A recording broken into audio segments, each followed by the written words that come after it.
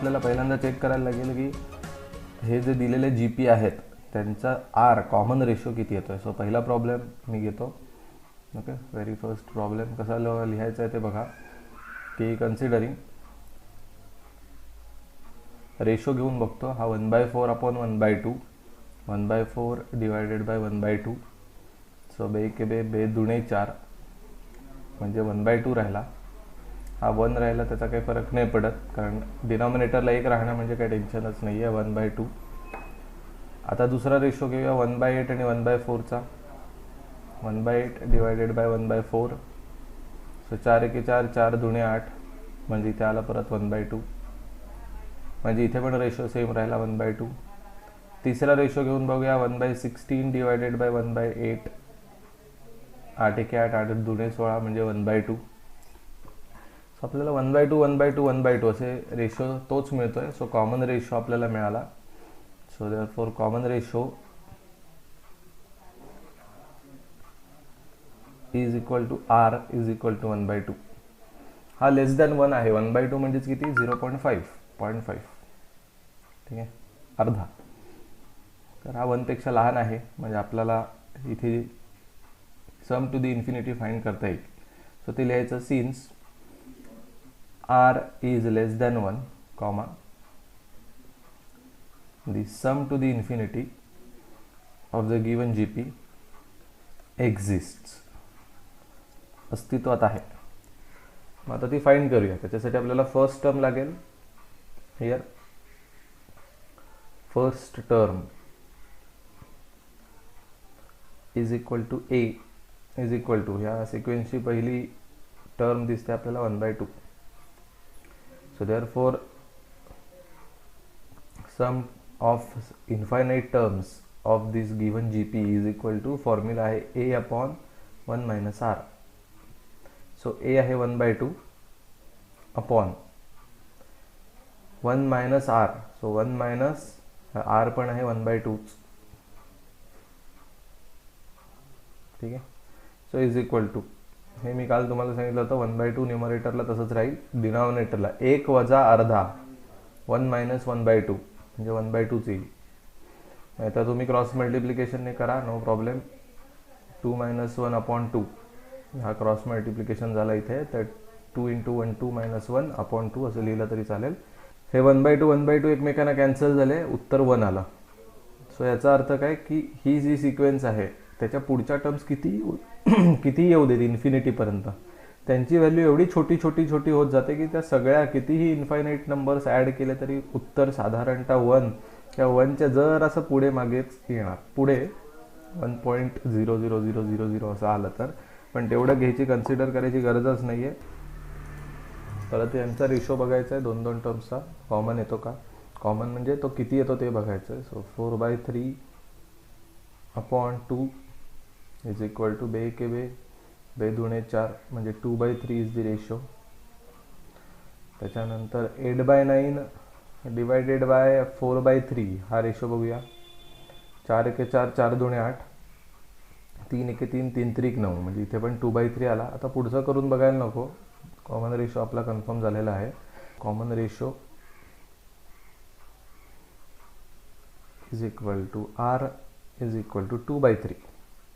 2/3 पण 1 पेक्षा कमीच आहे कारण 3 ने भाग लावून बघा 2ला 1चा पण भाग लागत नाही आहे. सो 0 पॉईंट असं उत्तर येईल 66666.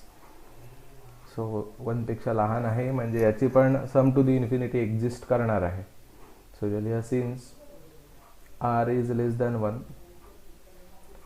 सम to infinity of the given GP exists. Then first term is equal to a is equal to इथे आहे 2. Therefore sum to the infinity is equal to a upon 1 minus r is equal to a आहे 2, 1 minus r म्हणजे 2/3. Cross multiplication करा इथे खाली 3 एके 3. So 3 - 2/3 म्हणजेच 1/3 येईल उत्तर. पुढच्या स्टेप इकडे लिहितो या कोपऱ्यात. So sum to the infinity is equal to, हा न्यूमरेटरचा 2 तसाच राहील आणि डिनॉमिनेटरला 3 वजा 2 म्हणजे 1/3 असं येईल. So sum to the infinity is equal to, हा 3 डिनॉमिनेटरच्या डिनॉमिनेटरमधला वरती जाईल, मल्टिप्लाय होईल, 3 दुणे 6, 6/1 म्हणजेच थोडक्यात 6. सो 6 हे उत्तर येईल.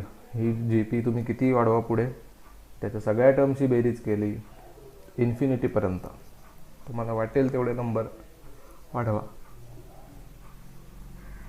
6च आहे. तिसऱ्या क्वेश्चनमध्ये रेशो बघूया आपण. 1 डिवायडेड बाय -3 म्हणजे उत्तराला -1/3. त्याच्यानंतर -1/3 अपॉन 1, -1/3 अपॉन 1, त्याचं पण उत्तर -1/3 झालं. तर आपल्याला कॉमन रेशो मिळाला R. So R is equal to -1/3. -1/3 जसा निगेटिव्ह आला तसाच घ्यायचा. फक्त चेक करताना काय बघायचं ते नीट लक्षात घ्या.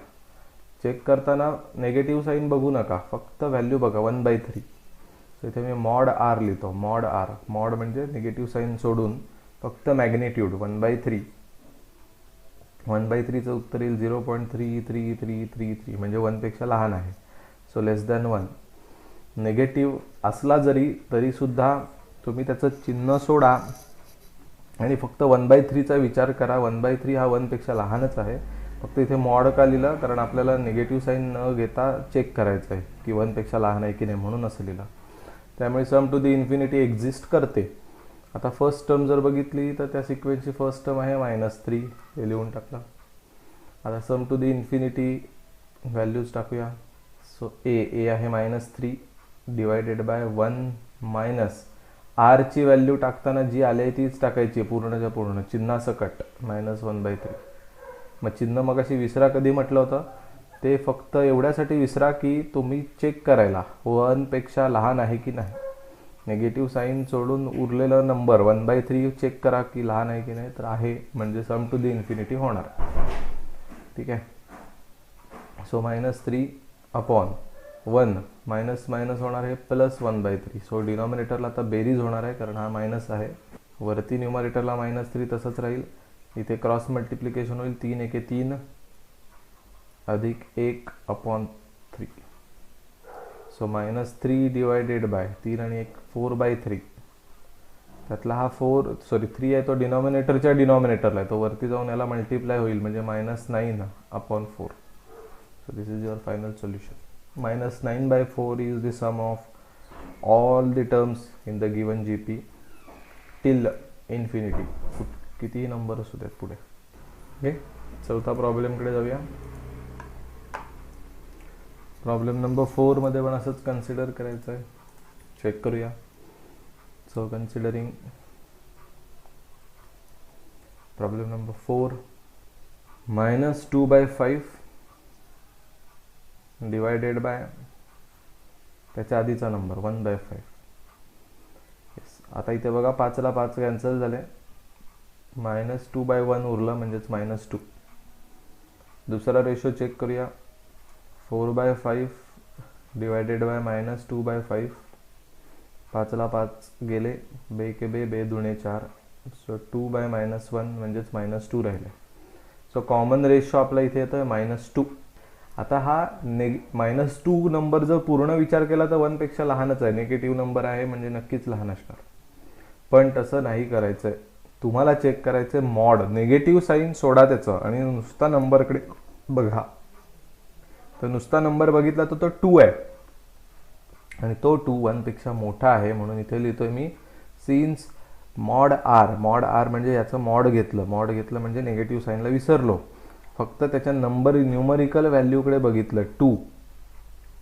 तर माझ्या असं लक्षात आलं की तो 1 पेक्षा मोठा आहे. So therefore sum to infinity of the given GP does not exist. Exist करत नाही. आणि एक्झिस्ट करत नसेल तर पुढचं लिहायचा संबंधच येत नाही, पुढचं काहीही लिहायची गरज पडणार नाही. एक्झिस्टच करत नाही तर सोडवणार काय. सो इथे नेगेटिव्ह नंबर येतात तेव्हा फसायला होतं. फक्त व्हॅल्यूकडे बघा, निगेटिव्ह साईनकडे नका बघू. 2 मोठा आहे तर त्याचं एक्झिस्ट होणारच नाही, कारण हे नंबर्स पुढे पुढे वाढत जाणार आहेत. तर वाढत जाणार म्हणजे बेरीज होऊ शकते आणि मोठी होऊ शकते. आपण असं किती करत बसणार ॲड, त्यामुळे ते त्या भानगडीत नाही पडायचं. ठीक आहे, लिहून टाका. Problem number 5. याच्यामध्ये रेशो बघा 8.1 आणि 9 आहे. So 8.1 divided by 9. सो 8.1 म्हणजेच काय, 8 डिवायडेड बाय 10. हे कसं काय मला कळालं, तर डेसिमल पॉईंट नंतर एक डिजिट आहे.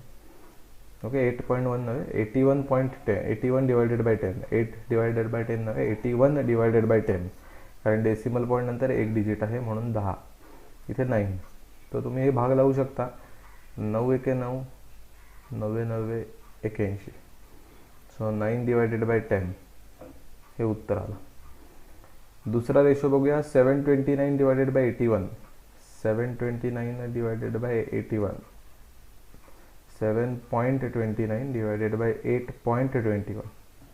तर 729 अपॉन आपण लिहू शकतो 100, बिकॉज डेसिमल पॉईंट नंतर 2 डिजिट्स. इथे 81 divided by 10, because decimal point नंतर 1 digit.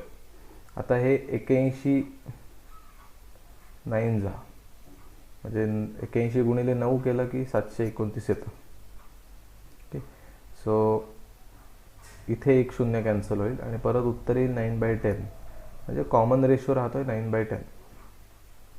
So common ratio is equal to R is equal to 9/10, म्हणजे थोडक्यात 0.9 असं तुम्ही म्हणू शकता. ठीक आहे, पुढे याच्या पुढे गेल्यानंतर आपण लिहिणार सिन्स 0.9 म्हणजे 1 पेक्षा लहानच.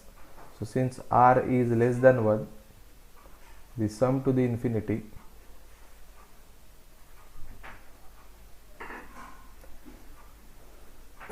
for the given GP exists. ठीक आहे, सो कॉमन रेशो झाला. आता फर्स्ट टर्म आपल्याला लागेल.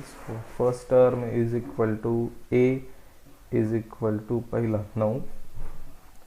आता आपण sum to the infinity find करू शकतो. Therefore sum to the infinity is equal to formula आहे a upon 1 minus r is equal to a आहे 9, 1 मायनस आर म्हणजे 1 मायनस 0.9 गेलं तरी चालेल, म्हणजेच 9 डिवायडेड बाय 1 मायनस 0.9 म्हणजे 0.1 असं उत्तर येईल. ओके, मी काही पुढच्या स्टेप इथे लिहितो. Is equal to 9 divided by 0.1 म्हणजेच काय 1/10 ना, डेसिमल पॉईंट नंतर एक डिजिट आहे म्हणजे 1/10 इज इक्वल टू, हा 10 वरती जाईल, 10 9 90 अपॉन 1 म्हणजे थोडक्यात 90. सो 90 बेरीज असेल सम टू द इन्फिनिटी. सो यात चौघांची एक्झिस्ट केली, 1 2 3 आणि 5. चौथ्याची एक्झिस्ट झाली नाही, एवढं आपण लिहिलं. ओके, लिहून घ्या. त्यातला पहिल्यांदा तिसरा क्वेश्चन सोडवूया. एक्सरसाइज 2.3 मधला आहे हा. त्यातला तिसरा आणि चौथा क्वेश्चन. तर इथे म्हटलंय पहिल्यांदा तिसरा क्वेश्चन सोडवूया.